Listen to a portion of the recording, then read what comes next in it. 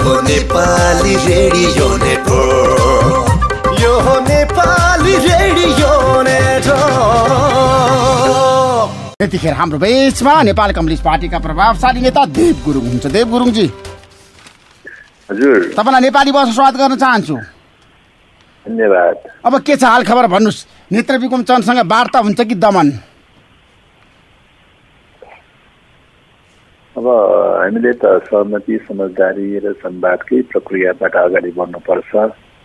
अहिले त्यो परिस्थितिमा हिंसात्मक परिस्थितिमा हिंसात्मक रूपले जाने परिस्थिति होइन। त्यसले मुलुकको राष्ट्रिय अस्मितालाई गम्भीर आँच पुर्याउँछ। अहिलेको आवश्यकता भनेको जुनसुकै राजनीतिक शक्तिहरूको बिचमा पनि संवाद र सहमतिकै प्रक्रियाबाट जानुपर्छ भनेर भनिरहेको अवस्था हो। तर उहाँहरू त्यो ढङ्गले नगइरहेको अवस्थाले गर्दाखेरि चाहिँ केही जटिलताहरू, केही समस्याहरू पैदा भइरहेको अवस्था हो। तर हिजो गृहमन्त्रीले स्पष्ट रूपमा भन्नुभएको छ, 4 कम्पनी सेना बनाइसके विप्लवले अब हामी चुप लाएर बस्दैनौँ। जनसरकार र सेना गठन गरिसकेपछि अब सरकारले एक्सन गर्छ। अब यसले वार्ताको लागि अब्स्टेकल गर्छ, वार्ता हुँदै हुँदैन भन्ने चाहिँ त होइन। वार्ता त भइरहन सक्छ, वार्ता गर्न सकिन्छ। मुख्य रूपमा वार्ताको लागि, संवादको लागि, सहमतिको लागि चाहिँ तयारी हुने कि नहुने भन्ने प्रश्न नै प्रमुख कुरा हो। होइन, वार्ताको लागि माहौल बन्नुपर्छ, वार्ताको लागि सरकार तयार हुनुपर्छ। नेत्र विक्रम चन्दले त भन्नुभएको छ, तर सरकार त वार्ताको लागि अब तयार भएन नि त। अब सरकार किन तयार नहुनु र सरकार पनि तयार नै छ नि। जो नै भन्नुभएको थियो गृहमन्त्रीजीले, हामी संवादको लागि पनि खुला नै छौँ, तयारी नै छौँ भन्ने कुरा त भनिरहनु भएकै छ नि। तर सम्भावना कम छ नि। तपाईँलाई थाहा छ, प्रधानमन्त्रीले भन्नुभएको छ आतंककारी गतिविधि हामी जसरी पनि नियन्त्रण गर्छौँ भनेर हिजो भनिसक्नु भएको छ। प्रधानमन्त्री पनि आक्रमण रूपमा प्रस्तुत हुनुभएको छ। गृहमन्त्रीको त्यही किसिमको प्रतिक्रिया छ, प्रचण्डको त्यही किसिमको प्रतिक्रिया छ नि। अब निश्चित रूपले संविधान विपरीत, कानुन विपरीत खालका गतिविधिहरूलाई नियन्त्रण गर्नुपर्छ, त्यसप्रति एउटा कडा रुख अपनाउनुपर्छ भन्ने कुरामा चाहिँ त राज्य सञ्चालन गरिरहेकाहरूको सन्दर्भमा, सरकार सञ्चालन गरिरहेको सन्दर्भमा एउटा स्वाभाविक प्रक्रिया हो। तर पनि फेरि चाहिँ राजनीतिक मुद्दाहरूको हकमा कानुनी प्रक्रियाको साथै राजनैतिक प्रक्रिया, संवादको प्रक्रिया पनि सञ्चालन गर्नुपर्छ भन्ने कुरा चाहिँ, दुवै मार्गलाई अवलम्बन गर्नुपर्छ भन्ने कुरा चाहिँ विगतका इतिहासहरूदेखि, परिघटनाहरूदेखि स्पष्ट हुँदै आइरहेको विषय हो। त्यसो भएको हुनाले चाहिँ संवादको ढोका नै बन्द हुने प्रकृतिको चाहिँ होइन। खालि चाहिँ अब गैर कानुनी प्रकारका, गैर संवैधानिक प्रकारका काम कारबाहीहरूको नियन्त्रण गर्ने कुरा त राज्यको स्वाभाविक चरित्रको विषय हो। त्यसो भए अहिलेको अवस्थामा तपाईँले वार्ता गर्नुपर्छ भनेर भनिरहँदाखेरि वार्ताको लागि नेत्र विक्रम चन्द तयार हुनु भएन भने के गर्ने? सरकार चुप लागेर बस्ने? त्यही त तयार नभएकै कारणले गर्दाखेरि यो लम्बिरहेको अवस्था हो। यदि तपाईँको भनाइअनुसार वर्तमान प्रधानमन्त्री र गृहमन्त्री तयार हुनु भएन भने वार्ता हुँदैन। सरकारको रणनीति अर्कै छ। अब एकपटक बल प्रयोग गर्नुपर्छ भनेर सरकारले भनिसकेको अवस्थामा हाम्रो देशको अहिलेको समस्याको समाधानको सञ्जीवनी बुटी के त? अब बल कि वार्ता? अब दुवै प्रक्रियाहरू अवलम्बन गर्दै जानुपर्ने अवस्था देखिन्छ। वार्ताको परिस्थिति नहुँदासम्म चाहिँ एकातर्फ वार्ताको ढोका पनि खुला राख्नुपर्छ र अर्कोतर्फ कानुन विपरीत प्रकारका, संविधान विपरीत प्रकारका काम कारबाहीहरूको, गतिविधिहरूको नियन्त्रण पनि गर्दै जानुपर्छ। यो दुईटै बाटो अवलम्बन गर्नुपर्छ। त्यसो भए अब समस्याको समाधान गर्नुपर्छ भनेर तपाईँले भनिरहँदाखेरि पछिल्लो समय हिंसात्मक गतिविधि त बढिरहेछन्। अब नेपालको मैले अघि नै निवेदन गरिसकेँ, नेपालको राष्ट्रिय अस्मिता अत्यन्तै कमजोर रहेको अवस्थामा विभिन्न शक्ति केन्द्रहरू खेलिरहेको अवस्था छ। लोक सङ्क्रमणको अवस्थाबाट गुज्दै आइरहेको स्थिति छ र त्यति मात्रै होइन, अन्तर्राष्ट्रिय परिस्थितिमा पनि विभिन्न शक्ति केन्द्रहरूको बिचमा व्यापार युद्ध, शीत युद्ध हुँदै चाहिँ एउटा अस्वस्थ प्रतिस्पर्धा बढ्दो अवस्था छ। त्यसले कतै द्वन्द्व निम्त्याउने हो कि भन्ने प्रकारको स्थिति छ। यो यस्तो परिस्थितिमा नेपाल जस्ता मुलुकहरूको सन्दर्भमा एउटा तपाईँको बाह्य शक्ति केन्द्रहरूको क्रीडास्थल बनाउने, नेपाललाई चाहिँ कुनै मित्र राष्ट्रहरूको विरुद्धमा दुरुपयोग गर्ने, नेपाली भूमिलाई दुरुपयोग गर्ने र विदेशी शक्तिहरूको हस्तक्षेप बढ्ने र चाहिँ नेपाली भूमिलाई दुरुपयोग गर्ने प्रकारका खतराहरू बढ्दै गइरहेको छ। जो अवस्थामा यस प्रकारको राजनीतिक शक्तिहरूको बीचमा एकले अर्कोलाई निषेध गर्ने तहसम्म जाने खालको प्रवृत्तिले र त्यस खालका परिघटनाहरूले विदेशी शक्ति केन्द्रहरूको लागि क्रीडास्थल बनाउने अवसर प्राप्त हुनेछ। त्यस कारणले गर्दाखेरि त्यो अवसर दिनु हुँदैन र त्यसको लागि चाहिँ तपाईँको विदेशी शक्ति केन्द्रहरूको लागि यो स्थानमा दिनका लागि संवाद, सहमति, समझदारीको मार्ग अवलम्बन गर्नुको विकल्प छैन। त्यसकारणले सहमति र संवादको प्रक्रियाबाट अगाडि बढ्यो नेपालको राष्ट्रिय अस्मिताको रक्षाको दिशामा सकारात्मक रूपले भूमिका निर्वाह हुनेछ र यदि त्यो दिशातर्फ जान सकेन भने हेर्दाखेरि चाहिँ आन्तरिक शक्तिहरूको बीचमा, आन्तरिक राजनीतिक शक्तिहरूको बीचमा एकले अर्कोलाई निषेध गर्ने तहसम्म जाँदाखेरि त्यसले द्वन्द्व निम्त्याउँछ। द्वन्द्व निम्त्याउँदाखेरि बाह्य शक्तिहरूको निम्ति ढुङ्गा खोज्दाखेरि देउता फेला परे जस्तो हुन्छ। त्यस कारणले गर्दा नेपाललाई सिद्ध्याउने माध्यम नै त्यही हुन्छ। नेपाललाई सिद्ध्याउने भनेको यीका शक्तिहरूको विरुद्धमा एकले अर्काका विरुद्धमा तपाईँको दुरुपयोग गरेर, प्रयोग गरेर द्वन्द्व निम्त्याएर चाहिँ विदेशी शक्ति केन्द्रहरूको अखडा बनाउने बाटो नै त्यही हो। चाहिँ त्यसो भएको हुनाले चाहिँ यो बाटोलाई चाहिँ तपाईँको यो मार्गलाई चाहिँ प्रशस्त गर्ने प्रक्रियामा बल पुग्छ। त्यसकारण यदि देशभक्ति भावना छ, राष्ट्रवादी भावना थोरै मात्रै पनि छ भने चाहिँ यो स्थान कसैले पनि दिनु हुँदैन भन्ने कुरामा चाहिँ सचेत भएर अगाडि बढ्नु पर्छ। तर प्रधानमन्त्रीको आक्रोशित अभिव्यक्ति आएको छ र प्रधानमन्त्रीले भन्नुभएको छ, म त्यही आतंककारी समूहलाई सोधिराखेको छु, तिनीहरूको माग के हो? प्रधानमन्त्रीले स्पष्ट रूपमा हिजो भन्नुभयो नि त।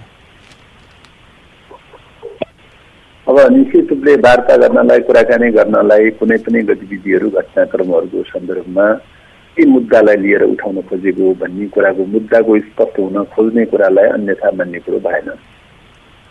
त्यसमा अब सुरक्षा निकाय हिजो कहाँ चुके त? अस्तिको घटनालाई लिएर हेर्दाखेरि हामीले समीक्षा गर्दाखेरि सुरक्षा निकायको जुन किसिमको काम, कारबाही अथवा अहिलेको पछिल्लो समयको कुरा गर्दाखेरि प्रधानमन्त्री कार्यालयको एउटा प्रतिक्रिया आएको छ, तपाईँलाई थाहा छ। प्रधानमन्त्री कार्यालयबाटै भयो हेलचक्राइ भनेर सुरक्षा निकाय चुकेकै हो।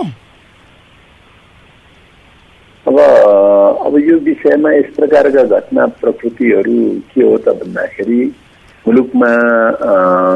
मुलुकको चाहिँ तपाईँको राजनीतिक परिस्थितिमा एउटा राष्ट्रिय अस्मिता एउटा बलियो भएर गएको स्थितिमा यस प्रकारका परिघटनाहरू घट्ने अवसर पाउँदैन। चाहिँ मुलुकको राष्ट्रिय अस्मिता कमजोर भएको अवस्थामा आन्तरिक शक्तिहरूलाई बाह्य शक्तिहरूले खेल्न र खेलाउन पाउने परिस्थिति भइरहँदासम्म चाहिँ यस प्रकारका परिघटनाहरू घटिरहन्छन्।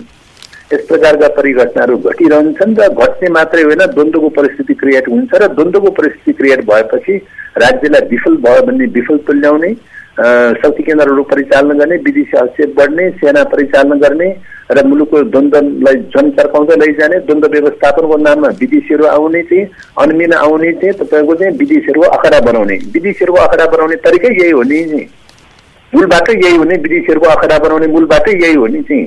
त्यस कारण यो बाटो चाहिँ दिनु हुँदैन भन्ने कुरा हो। त्यसको लागि सबै प्रकारका देशभक्तहरू, सबै प्रकारका राष्ट्रवादीहरू एक ढिका हुन सक्यो, सहमतिको वातावरण क्रिएट गर्न सक्यो, सबै राजनीतिक शक्तिहरूको बीचमा समझदारीको वातावरण क्रिएट गर्न सक्यो भने चाहिँ विदेशीको क्रीडास्थल बन्ने प्रक्रियाबाट मुक्त गराउँदै लैजान सकिन्छ।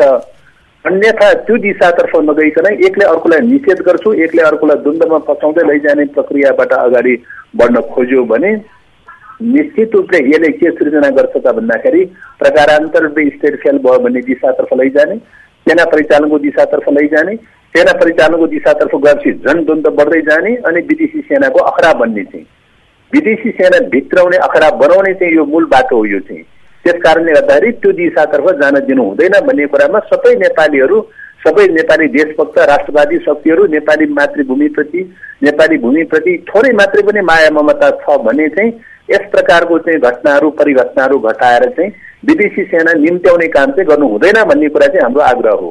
तर तपाईँलाई थाहा छ सेना परिचालनको संकेत सरकारले गरिसकेको छ। कुनै पनि बेला नेपाली सेना परिचालन हुन सक्छ भनेर सरकारले भनिसकेको छ। हो, नेपाली सेना परिचालन गर्ने भनेको विदेशी सेना निम्ताउनलाई मूल बाटो खोलिदिने कुरा हो चाहिँ। त्यसमा नेपाली सेना परिचालन हुनु हुँदैन।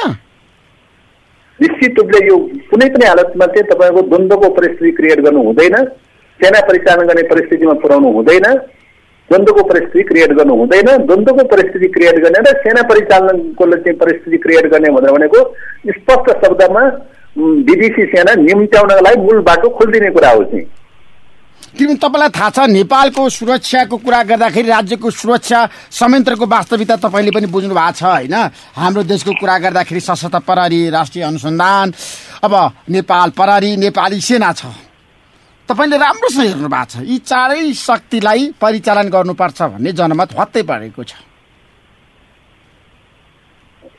अब निश्चित रूपले सुरक्षाको व्यवस्थालाई, आन्तरिक सुरक्षाको व्यवस्थालाई व्यवस्थित गर्नुपर्दछ र आन्तरिक सुरक्षाको व्यवस्थालाई व्यवस्थित मतलब शान्ति सुरक्षाको व्यवस्थालाई दह्रो व्यवस्था गर्नुपर्छ भन्ने कुरामा विमति र विवादको विषय रहँदैन र त्यसलाई व्यवस्थित गर्ने प्रयास गर्नै पर्छ।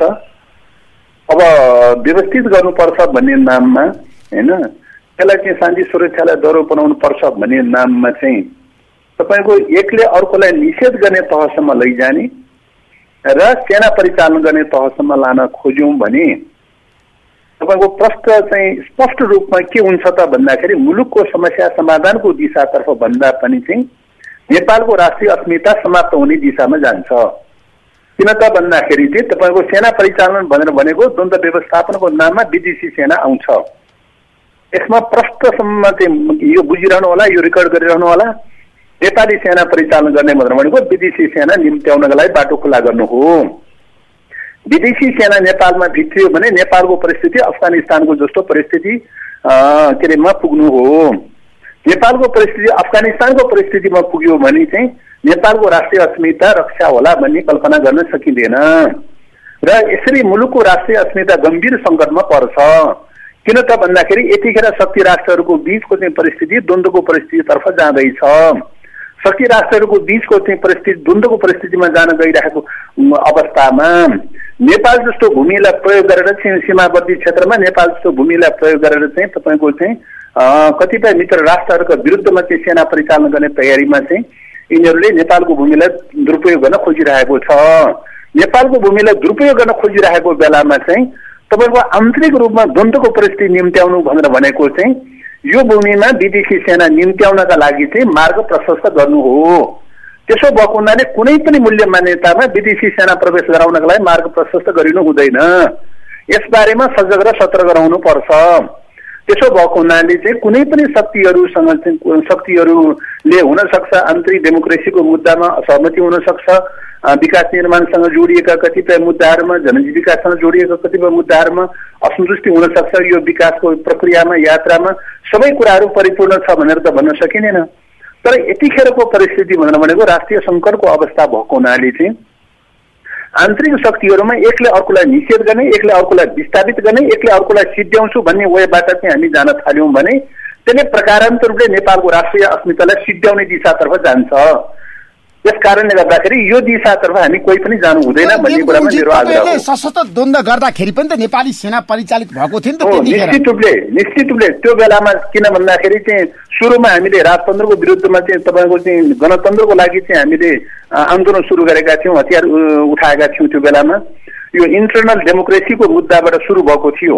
जब परिघटनाले के देखायो त भन्दाखेरि चाहिँ तपाईँको चाहिँ जब द्वन्द्व चाहिँ बढ्दै बढ्दै बढ्दै गयो तब विदेशी सेना आउने परिस्थिति क्रिएट हुन थाल्यो थियो। विदेशी सेना आउने परिस्थिति क्रिएट हुन थालेपछि हामी चाहिँ तपाईँको यु टर्न गरेर चाहिँ वार्ताको प्रक्रियाबाट गयौँ, संवादको प्रक्रियाबाट गयौँ, बारबुजे सम्झौताको प्रक्रियाबाट गयौँ। राजनीतिक दलहरूको बिचमा सहमति र सम्झौताको बाटोबाट नगइकन हुँदैन। सहमति र सम्झौताको बाटोबाट नजाने हो भने विदेशी सेना आउने प्रष्ट मार्गचित्र देखिसकेपछि हामीले सम्झौता र सहमतिको बाटोबाट गएका हौँ। त्यसो भए अब जाँदा जाँदै बजेट आउँदैछ। भोलि आउने बजेटको विशेषताको बारेमा नेपाली राजनीतिक क्षेत्रमा, आर्थिक क्षेत्रमा, हरेक क्षेत्रमा बहस भएको छ। वितरणमुखी बजेट आउँदैछ होइन भोलि?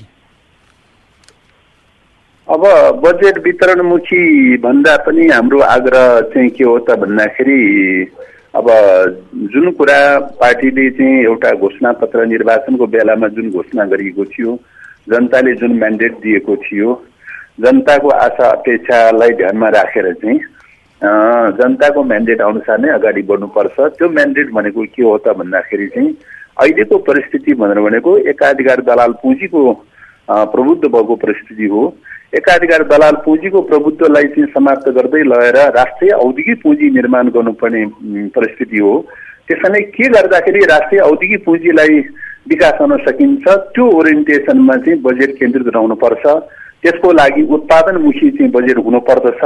कृषि उत्पादनमा केन्द्रित गर्ने, औद्योगिक उत्पादनमा केन्द्रित गर्ने चाहिँ त्यो उत्पादनका लागि चाहिँ सहयोगी भूमिकाहरू, पूर्वाधार लगायतका सहयोगी भूमिकाहरू के आवश्यक पर्छ, सहयोगी प्रावधानहरू मतलब व्यवस्थाहरू के गर्नुपर्छ त्यो खालको चाहिँ हुनुपर्दछ। र मूल रूपमा चाहिँ आर्थिक रूपले उत्पादनमुखी गतिविधिहरूमा केन्द्रित गर्नुपर्छ। रोजगार विस्तार गर्ने चाहिँ कार्यक्रमहरूमा केन्द्रित गर्नुपर्दछ भन्ने कुरामै चाहिँ हाम्रो चाहिँ जोड बल हो।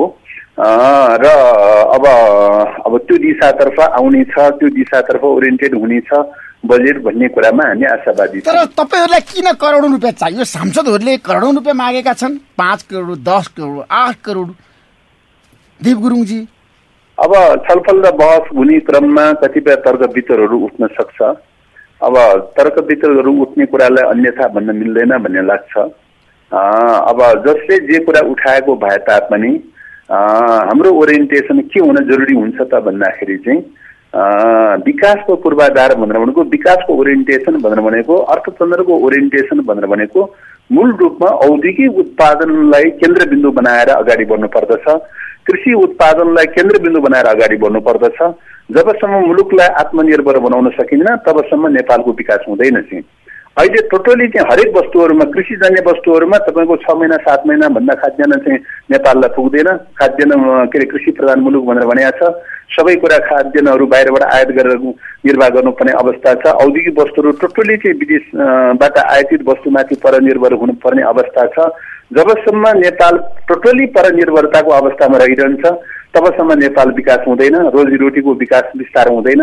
त्यसकारणले गर्दाखेरि हामीले प्रत्येक वर्ष कति उत्पादन गर्न सक्यौं, नेपाललाई कति आत्मनिर्भर गराउन सक्यौं, प्रत्येक वर्ष हामीले कतिलाई रोजगारको विस्तार गराउन सक्यौं र कतिलाई देशभित्री रोजीरोटीको विस्तार गर्न सक्यौं भन्ने कोणबाट चाहिँ हामीले हेर्नुपर्ने आवश्यकता चाहिँ छ। त्यसकारण त्यसैको लागि ओरिएन्टेड भएर लैजानुपर्छ। कसले कति माग्यो, के माग्यो भन्ने कुरा यो व्यक्तिगत लेनदेनको विषय परेन।